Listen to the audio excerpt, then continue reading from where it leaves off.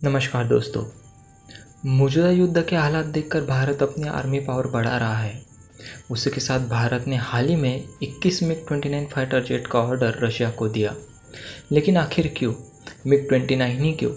चलिए दोस्तों, इस वीडियो में जानते हैं भारत क्यों मिग-29 खरीद रहा है। उससे पहले अगर आपने मेरे चैनल को सब्सक्राइब नहीं किया है तो प्लीज़ इसे सब्सक्राइब कीजिए और अपने दोस्तों के साथ भी शेयर कीजिए।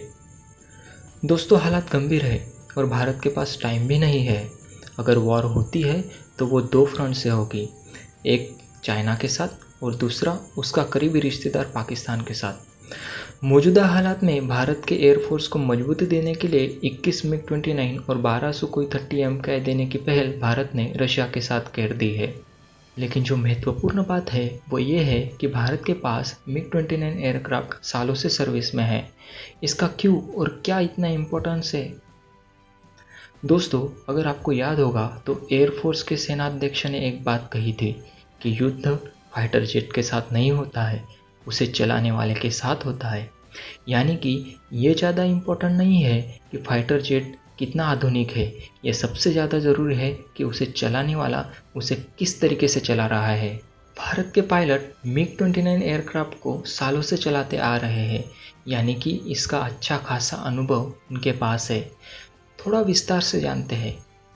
पहला, भारत के पास मिग-29 सालों से है, इसलिए इंडियन एयरफोर्स को अपने पायलट को अलग से ट्रेनिंग देने की ज़रूरत नहीं है। इसकी वजह से पैसा और टाइम दोनों की बचत हो जाएगी।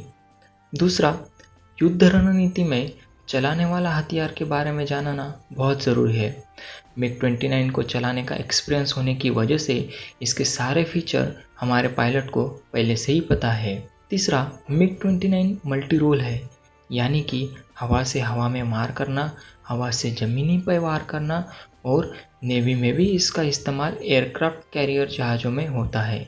तो दोस्तों, आप जान ही चुके होंगे कि फाइटर जेट से ज़्यादा इम्पोर्टेंट है उसे चलाने वाला, और इस वक्त हालात यही कहते हैं कि MiG is the best option for Indian air force. आपको क्या लगता है? कमेंट बॉक्स में ज़रूर लिखिए। और अगर आपको ये वीडियो अच्छा लगा होगा तो प्लीज़ इसे लाइक कीजिए, शेयर कीजिए और सब्सक्राइब कीजिए। धन्यवाद।